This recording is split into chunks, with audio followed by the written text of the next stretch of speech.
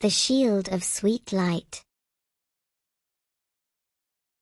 Sami sat by the window, watching the swirling autumn leaves.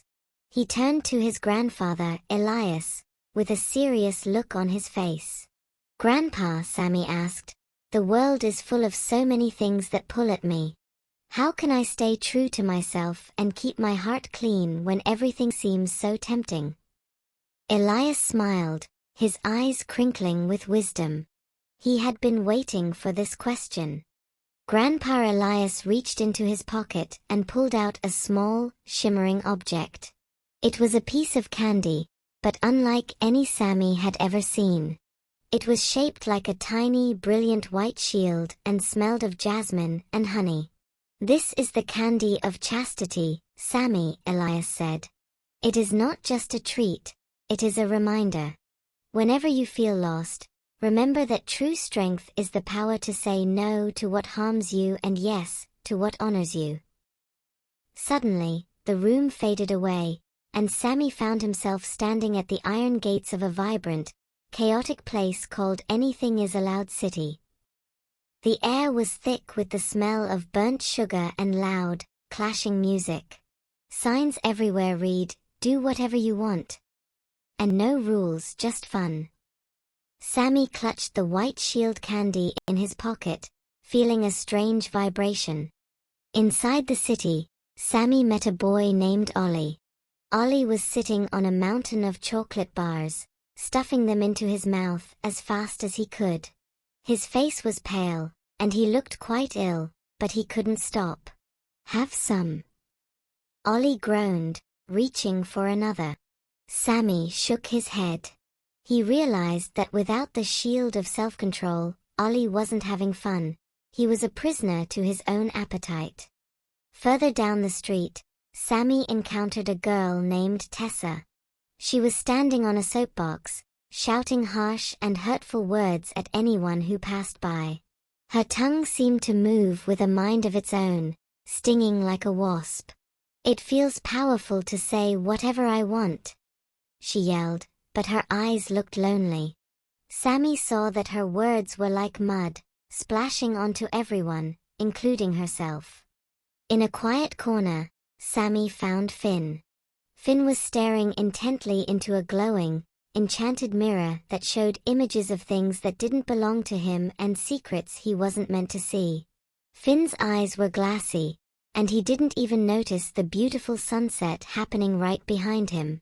He was so busy looking at the wrong things that his heart seemed to be falling asleep. The city began to hum with a tempting frequency. Voices whispered to Sami, "Just one bite, just one mean word, just one look." Sami felt a heavy pressure in his chest. The chaos of the city was trying to pull him in, making him feel like he was missing out on the freedom everyone else claimed to have.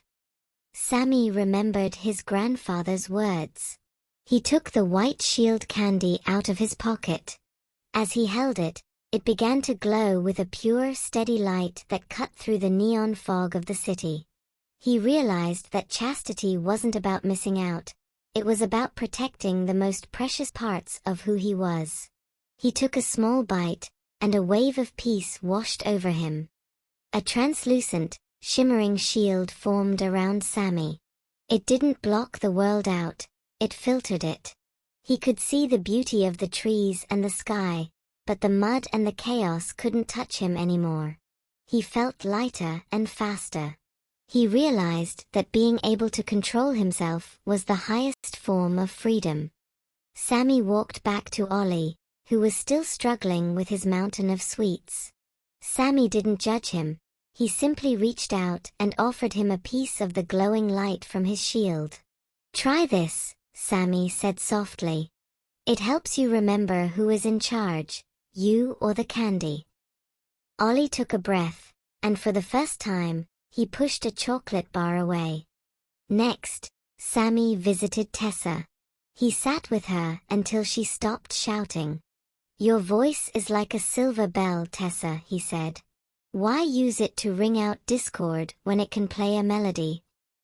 Tessa looked at her reflection in Sami's shield and saw the mud on her face. She wiped it away and spoke a single, kind word. The air around her immediately felt fresher. The city began to transform.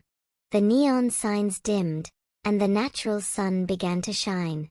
People started talking to each other with respect, and the city of anything is allowed became the city of dignity.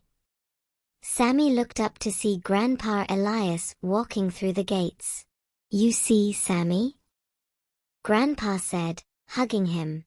"The shield doesn't lock you in. It keeps the best of you safe, so you can give it to the world."